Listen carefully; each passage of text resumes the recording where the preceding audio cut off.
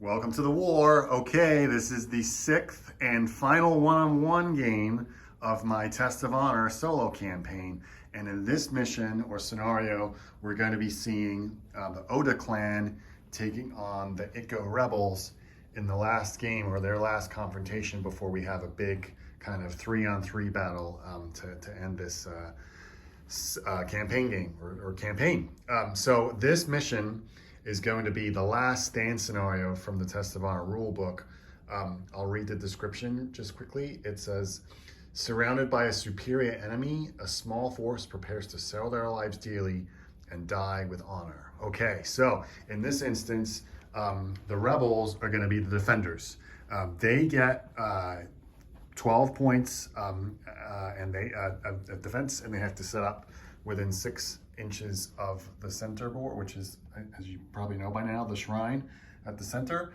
And they're going to be faced coming on from all sides by the Oda Clan, who have their full quota of 24 points of forces. Victory conditions, there is no turn limit.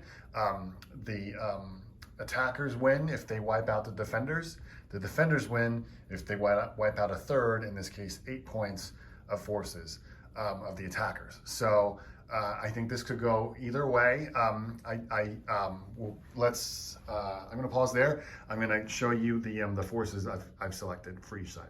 Okay, starting with the Oda Clan, as always, led by Oda Nagamasu, who is carrying over a blood drop from his previous game. He was captured.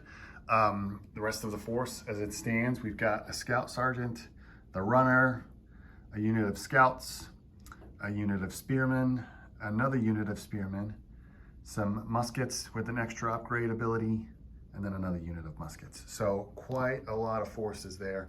Again, standard force for what I've been using throughout the campaign for the Oda Clan. I had a lot more thought put into what I'm going to do with the rebels here. So I'll start by saying what's off the table.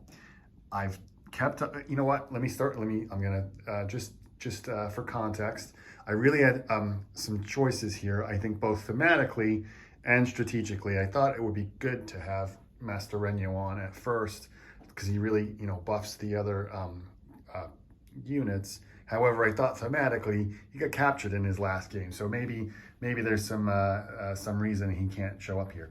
I then thought about taking the 2 traveling samurai, Master Toshiro and Kyuzo, but that would have been 8 points just on those 2 alone. So in the end, I settled for taking Master Toshiro here with his evasion skill, and then really I went for bulk. I've got 1, 2, 3 units of spearmen, and then another unit of regulars just with hand weapons. So they're going to be deployed around the center.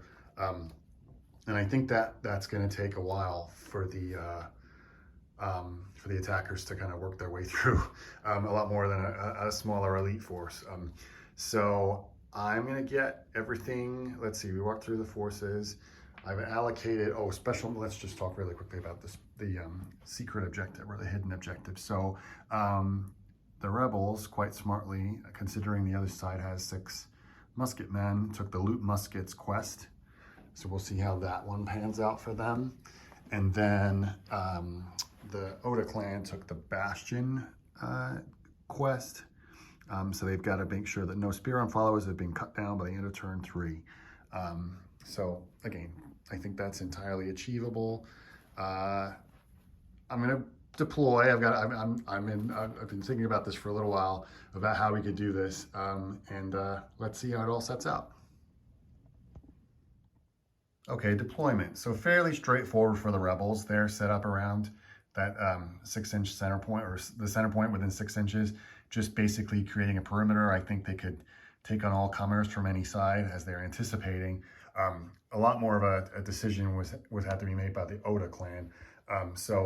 Most importantly, the defenders only have to cause 8 points of casualties on the attackers, and being that the Oda Clan leader is 7 points just on his own, it didn't make much sense to really kind of sacrifice him or put him in too much jeopardy. So he's going to be holding back, I think, for most of the battle, maybe just committing when he absolutely has to.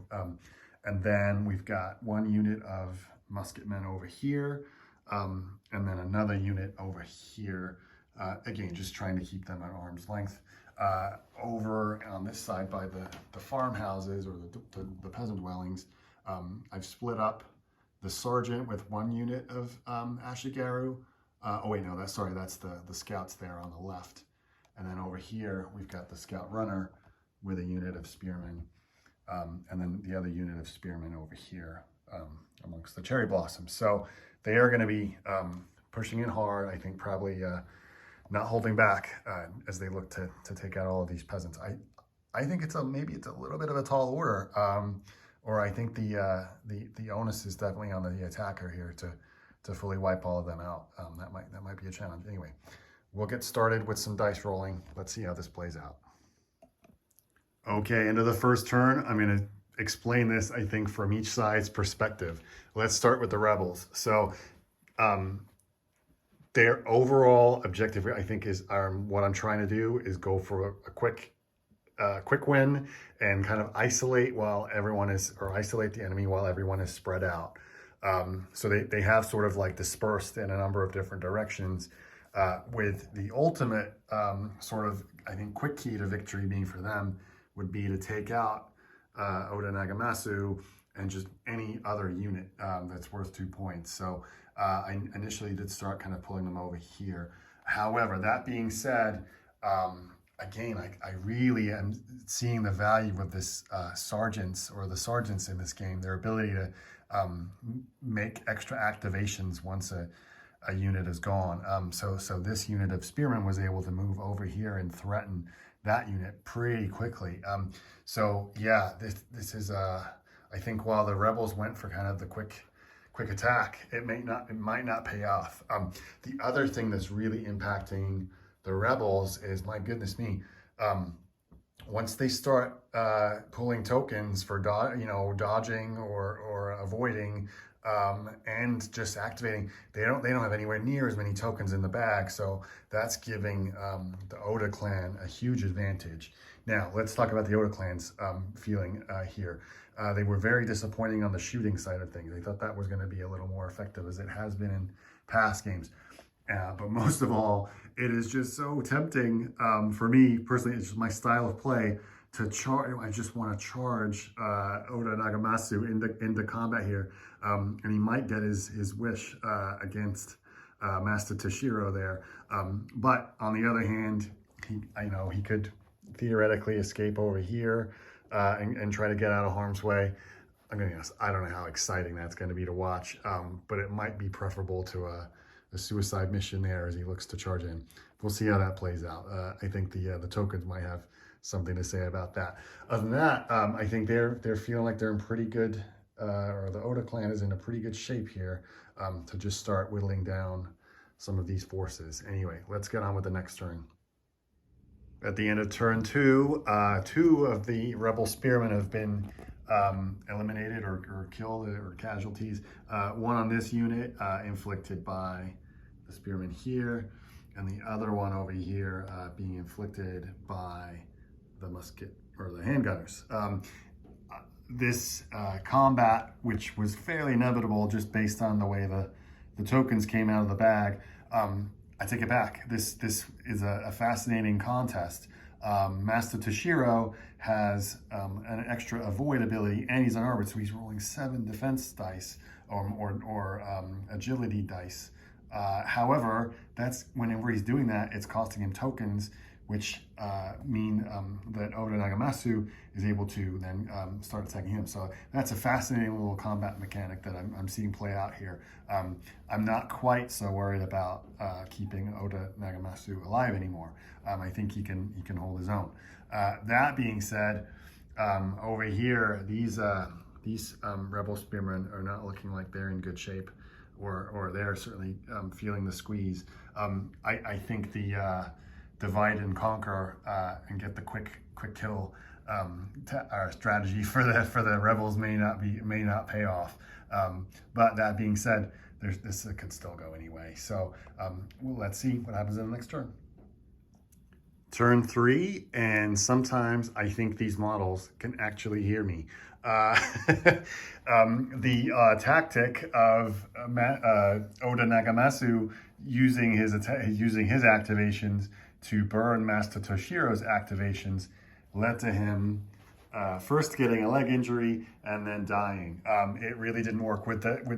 Long story short, a combination of tokens being pulled and some lucky dice rolls from Master Toshiro led to that incident, and this game now heavily being in favor of the Ikko Rebels. They only have to remove 2 more points of Oda Clan members to win the game and carry the day.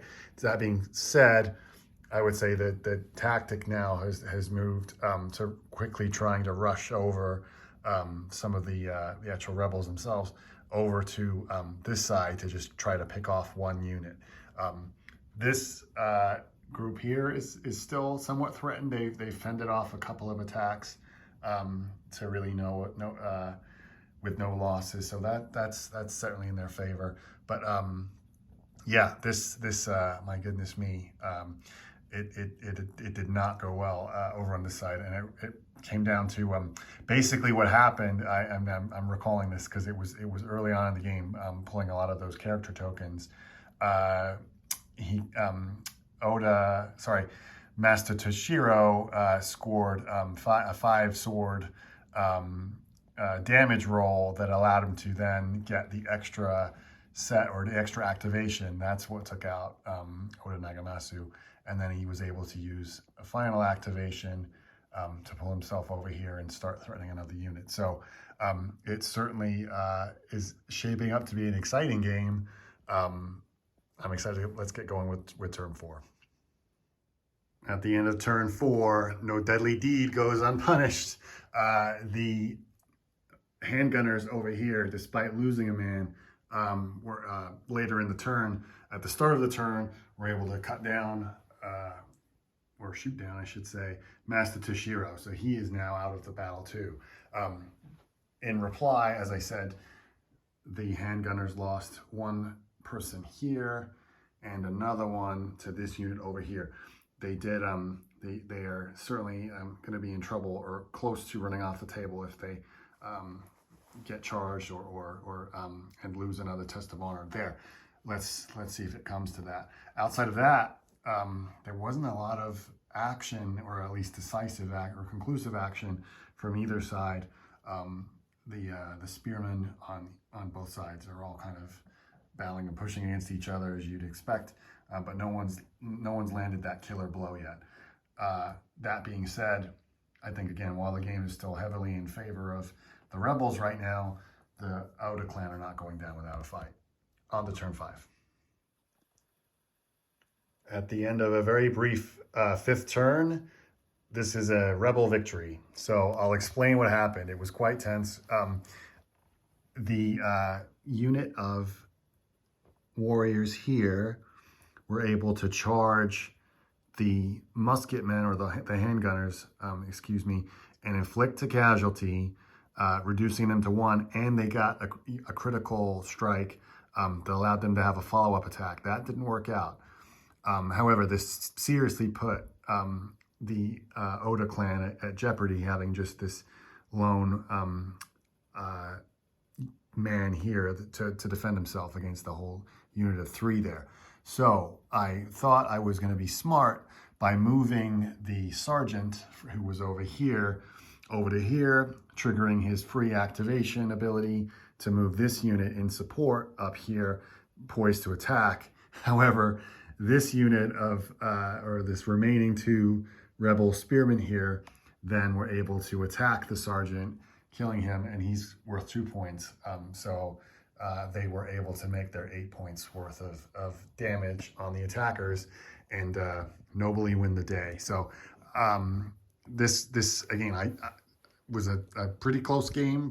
It could have gone either way. I feel like about halfway through, even with the generals the 2 characters battling out and the loss of the 7-point Oda Nagamasu, but it was still an interesting, a fun game for sure. Actually, it was a lot quicker than I thought it was going to be. I think having that expensive character play a little more defensively certainly would have remedied that. Would have made such a fun game or an interesting game. Probably not if he was just chasing around or avoiding everyone. So yeah, let's roll on the character progression. We've got some aftermath to figure out there, and then we'll see how these two forces are going to be shaped up going into the big final game. Okay, a very quick summary here. Again, I'm not buying the idea of keeping or carrying over skill cards from game to game. I think it limits their flexibility from game to game. So rolling on the aftermath chart here, Oda Nagamatsu is eager for battle, so he's going to get a free activation at the start of his next game or in the final game. And then over here, Master Toshiro, unfortunately, has an I'm trying to remember the term here, but he's not yet healed. I think that's it. He's going to be starting the game or the final game with an extra blood drop. So that kind of ends the 6 games. The 6 I don't want to call it regular season games like it was a football thing, or a sports thing, but I get that is kind of how I've been looking at it. But the next battle is going to be all 3 of these forces fighting it out at the same or simultaneously. Using I think there is a multiplayer scenario. If not, I'll figure that out. Yeah, this is a big deal. We got all the way through the 6 games of the campaign. So yeah, let's look forward to the next game. I'm excited. Thanks for watching.